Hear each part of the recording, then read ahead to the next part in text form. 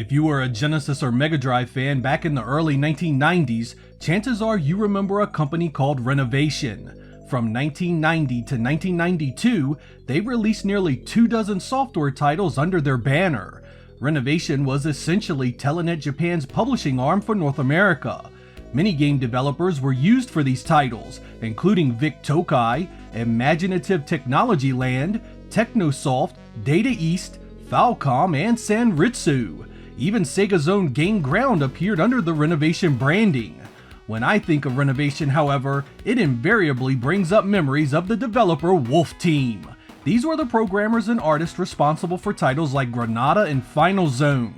Back in those days, they primarily focused on the Sharp X68000 home computer and the Mega Drive. They even did a number of Sega CD releases that tend to be remembered fondly. Unfortunately for most of Europe, most of these titles were not released there. If you didn't delve into the import scene, it was easy to miss a number of excellent titles.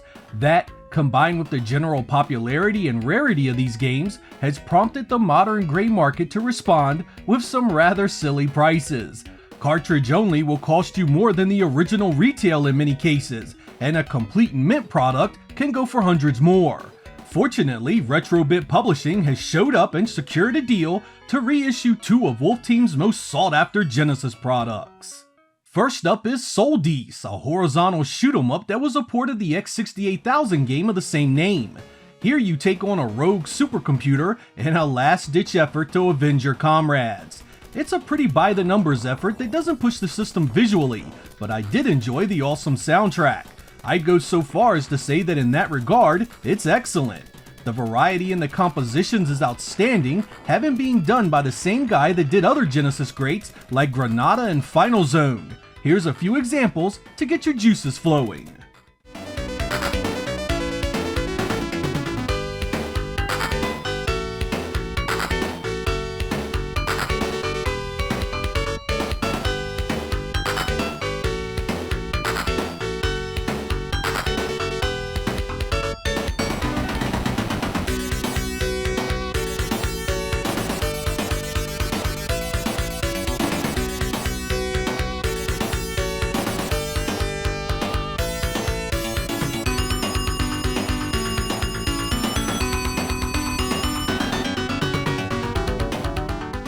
Gameplay-wise, you have a weapon system that connects to your ship on the top, bottom, and body.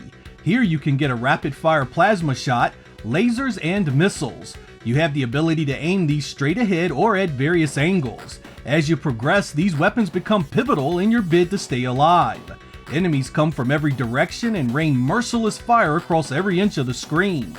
In case I'm not clear, Sol-Deace is hard as hell, and you'll need to practice quite a bit to see the end legitimately. Should you have any interest, the Retrobit reissue comes in a special package that includes a translucent space-themed cartridge, an embossed slipcover, a full-color instruction manual, a reversible insert with both the US and Japanese cover art, a poster, a certificate of authenticity, all for the retail price of $55 or €70 if you're across the pond. It is region-free, and starting June 27th, you can pre-order it at numerous retailers. I'll throw some links in the description so you can take a look at the details. Viento will also be available for pre-order. It is another Wolf Team effort, but this time it's a side-scrolling action platformer. It's set in 1928 and concerns the resurrection of an evil god. As a descendant of that deity, the 17-year-old Annette is the only one that can stop it from happening. She's not some emo teen crying about it though. This woman takes action and has the skills to get the job done. Born in Peru and sharing blood with the dark god himself, she has remarkable magical abilities. The name Viento means the wind, and your powers are based on it. It's not the only thing you can do, however.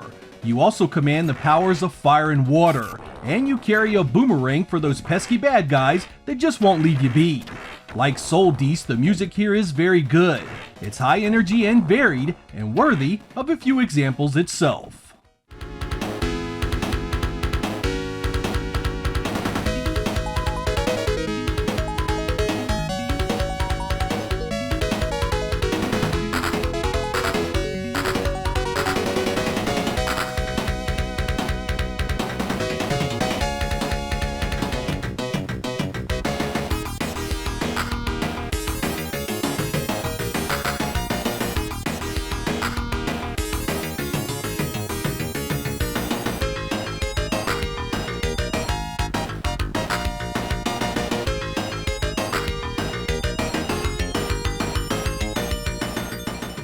The visuals are indicative of what you were seeing on the Genesis in 1991.